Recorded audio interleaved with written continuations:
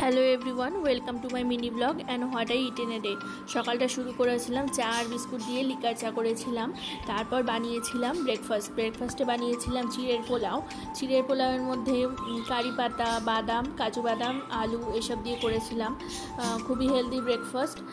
তো আমি আর আমার হাজব্যান্ড ব্রেকফাস্ট করে নিয়েছিলাম, আর তার মধ্যে রান্নাও করেছিলাম।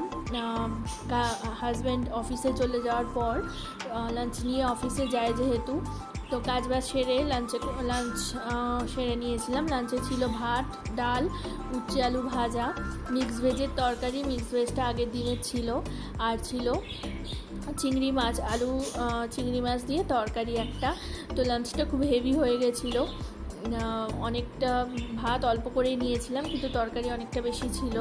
আর সন্ধ্যেবেলা একটু বাইরে গেছিলাম, বাইরে থেকে এসে করে নিয়েছিলাম কফি, মিল্ক কফি খেতে ইচ্ছে করছিল, তো কফি করে নিয়েছিলাম সন্ধ্যাবেলা। তারপর আর কিছু খাইনি, রান্নাবান্না করে নিয়েছিলাম, অল্প হালকা রান্না করেছিলাম। তো রান্না করেছিলাম মুসুর ডাল, সিদ্ধ করেছিলাম ভাত, আর ডিম একটা ভেজে নিয়েছিলাম, আর ছিল স্যালাডের মধ্যে শসা। তো এই ছিল আমার গতকালের খাবার দাবার।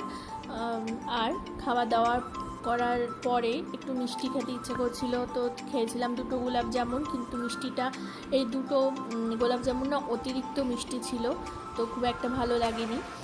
তো যাই হোক, আমার ভিডিওটা কেমন লাগলো জানিও, আর আমাকে একটু সাপোর্ট করো। চলো টাটা, বাই, ভালো থেকো সবাই।